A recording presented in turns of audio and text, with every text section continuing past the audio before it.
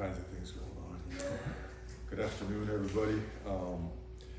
Appreciate everybody being here, and want to start by thanking our fans. I think we all saw that the type of energy they created, the atmosphere they created was absolutely electric and impactful and a difference maker for us. And it was also great to see so many alum at the game. I mean, a lot of guys that I got to watch growing up, guys I played with, guys I had a chance to coach, be a GA when they were here, and they came strong. You know, I think it was over 250, and you know, I think that should be the standard for us on those weekends, and then campus as well in our administration, because homecoming week, the buzz, the energy, just it was an unbelievable feeling in the air as it relates to the University of Miami and community, and it allows our players to learn more and more about the great history of our university and our program, and certainly take more pride in being a Miami Hurricane. So, and then of course, number one, the most important of the players for coming out, setting the tone right away, taking the ball, going down the field and scoring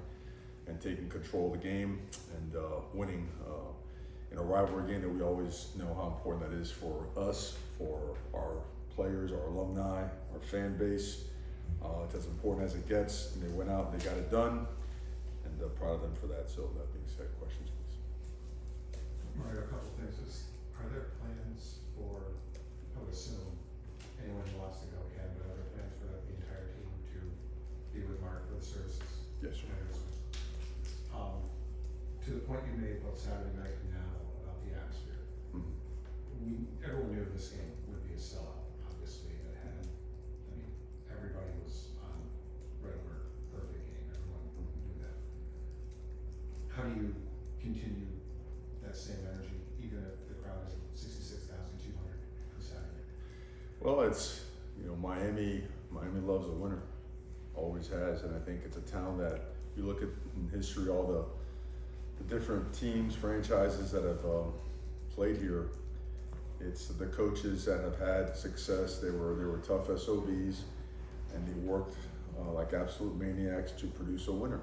And because the city loves backing a winner, and when the teams win, they come out in full force, and it's a different kind of energy. I think anybody that's been here for, name it, Miami Hurricane National Championships, Miami Dolphins Super Bowls, Miami Heat, you know, World Championships, you know, the Panthers this past year, the Marlins, it takes on just an entirely different mood and mode as a city, and we felt that, our players felt that on Saturday. I mean, just pulling up, it was so different. It was off the charts, and I think we'll see that trend continue to get stronger and stronger, and looking forward to seeing it on Saturday. Mario, you've said before that you guys are going to need to find ways to win games when Cam Ward isn't being the Cam Ward that we saw through the first half of the season. To see the run game, the defense, see everybody contribute to that win last week when Ward was good, it wasn't what you saw with a lot of things during the start of the season. How good was it to see the whole team put a game together like that? Well, I think it's always awesome to see our team come together. They support each other extremely well on the sideline, regardless of the circumstances. And Cam did play a good game. I think at the end of the day, they dared us to run the ball. And so we did for, you know, 33, 34 times for 7+ yards a pop. You know, we're very physical at the point of attack, finished blocks well down the field and popped some big runs. And when, you know, we had the ball 8 times in total and we scored on 7 of those. We usually average, I think, 12 possessions a game. So, you know, you do the math there, you could see what type of game this was on its way to being, you know, with 12 possessions. So I think it also shows that we can be effective in many different ways, and that and I think it's awesome to see the support of the quarterback, you know, for his tight end to have a higher completion percentage rate than him in the game. Does that mean there's a quarterback controversy between the either way right now? No, I think we'll be okay in that department, but it was really, it's strong to see these guys interact with each other, and I think it's even stronger when you see them get together today, understanding that there's no sense of, hey, we are a perfect thing, you know. I think everyone fully understands that for us to go to where we want to go, we have to do, you know, a lot of things better. You know, to a standard that we have set for ourselves has to be reached on a more consistent basis, and that's great to be around, because you can work hard, you can push, and not worry about sensitivity, moods, or feelings. Beating Florida State, Florida, USF, and your family when you're kind of earn that state championship. So how big of an impact do you think that's gonna have on the recruiting trails when you're trying to preach to in-state prospects? Well, I think it shows certainly trajectory. I think it also shows validation of things that we had preached and things that we had been working on, and I think people had seen it in practice. And it's one of the goals of the year, and it's also important that once that was done, the clock hit 12, and we were on to the next one. So as important as those things are, and they're acknowledged, they're recognized and respected. It'll carry some weight, some of that stuff, because I think people see style of play and physicality and also player development, particularly at the high school level. I think the best part and the best thing we did was turn the page and focus on Duke. Mario, speaking of Duke, obviously, Manny Diaz is your predecessor. How much have you guys crossed paths in your professional lives? Not much. There's been some games where I was an offensive line coach at Alabama, and Coach Diaz was a defense coordinator at Mississippi State and Middle Tennessee when I was at FIU, but aside from that, not much. Gotcha. And then obviously their defense is very good. A very good turnover margin, forced a lot of fumbles, got a lot of sacks. What have you seen from their defense on film? Really impressive. Really impressive. I mean, they force a lot of turnovers. Besides the turnover margin, third down, they're excellent. Red zone, they're excellent. Tackles for loss, I believe they're second or third in the country, if not first. Very disruptive. They play really hard. I think the fact that they have had that type of production is part of it. They have really good players, but they scheme it up really well, and the guys play really, really hard. I know it's not your job to tout other schools in the conference, but when you look at the ACC right now, obviously you are what you are, Pitt is undefeated. Clemson is playing much better than I think maybe some people expected. It's kind of like an annual question. Do you feel like people slept on the ACC again, in that there are an awful lot of good football teams in the top 6, 7 of this conference, it seems like. Yeah, there are.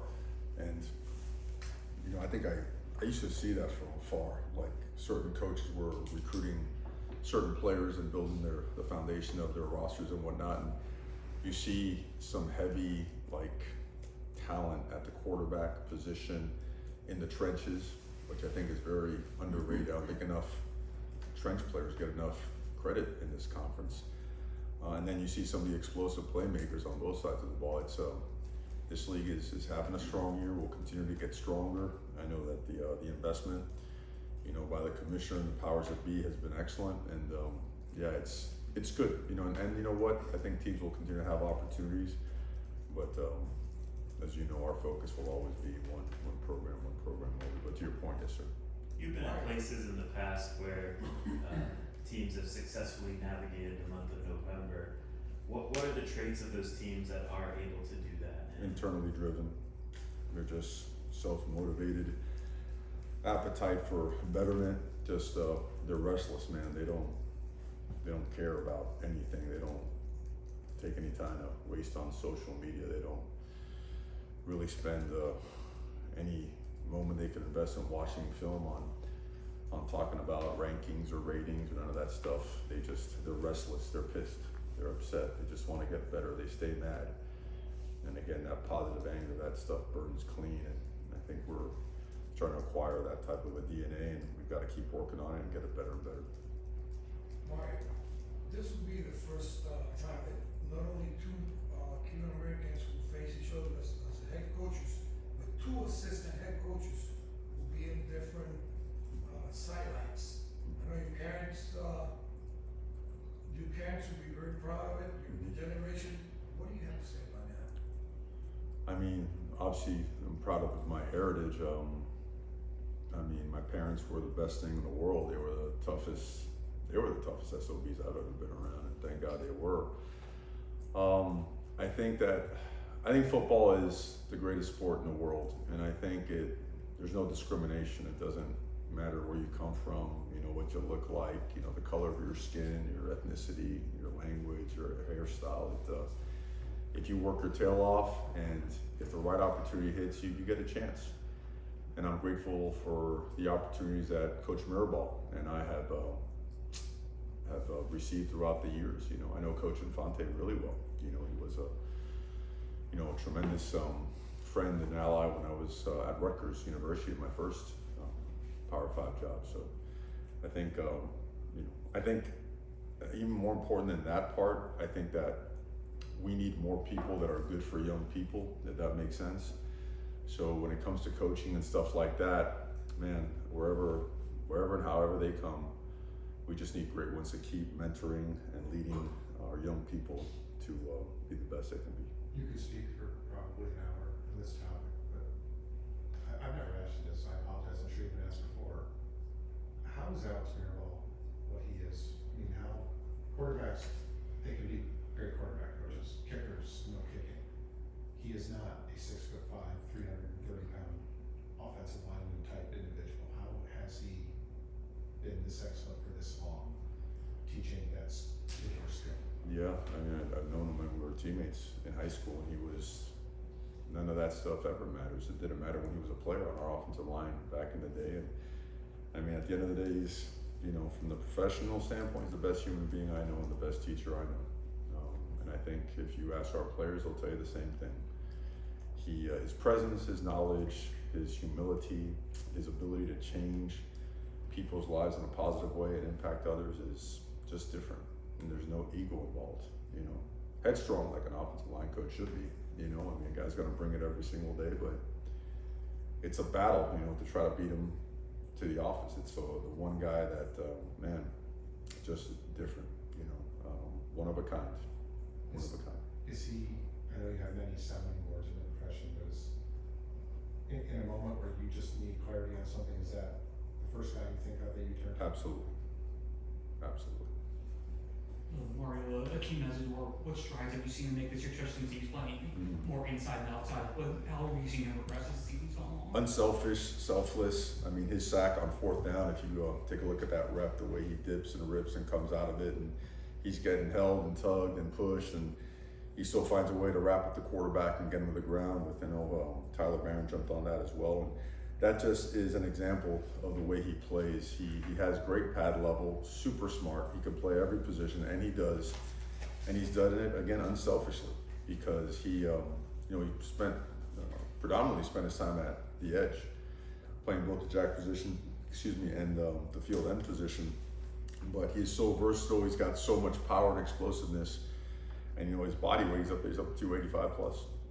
So that guy he's grown as a person, as a leader. He's on the leadership council, and that guy he knows one speed. He goes hard. That guy's a extremely impactful guy in our program.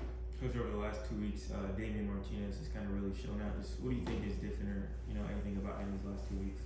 Well, I think people don't realize that, man.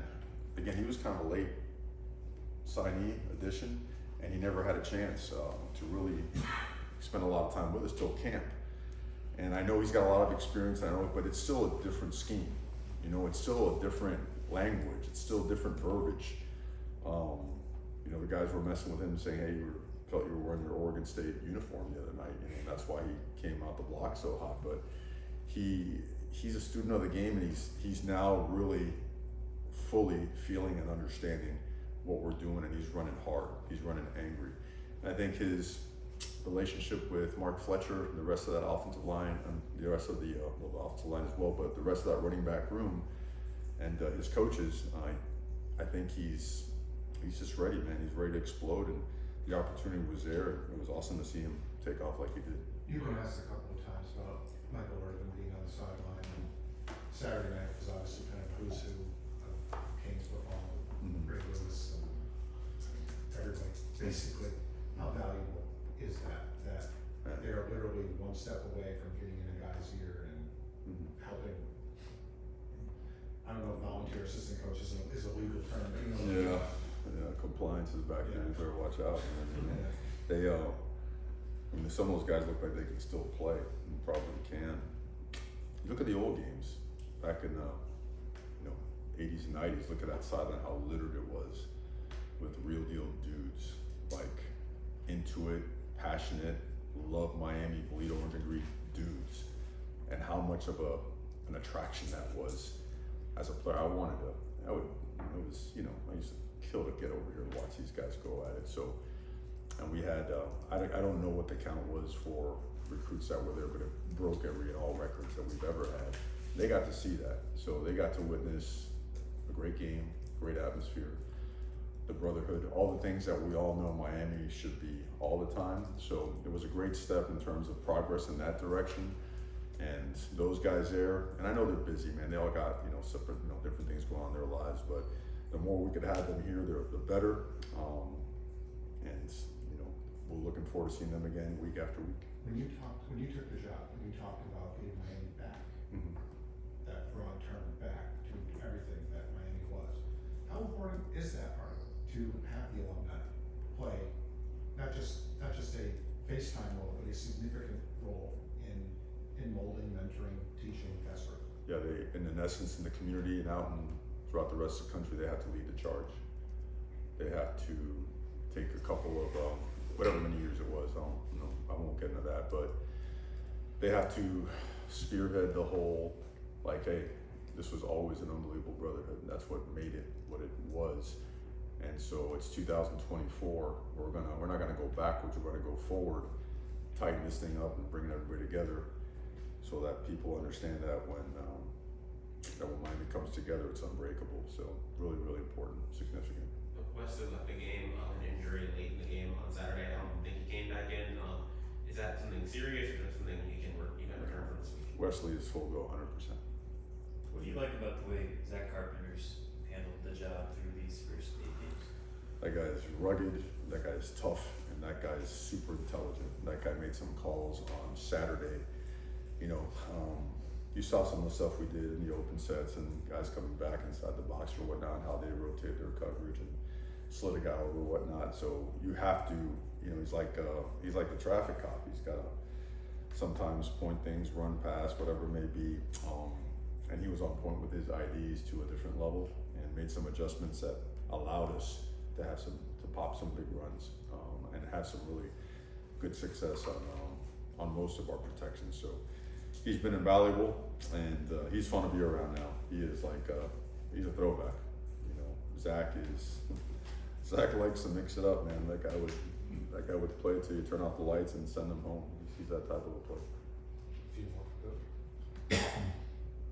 How about just special teams? It seems like, I mean, obviously this past game, special teams did well in that outcome, but also Duke has had success blocking kicks and punts. Yeah, well, there was a massive improvement from our week in Louisville. We had a terrible time out there covering kicks, and in this game, Dylan Day, Bobby and Robbie Washington both played some of the best football they have played for us on special teams.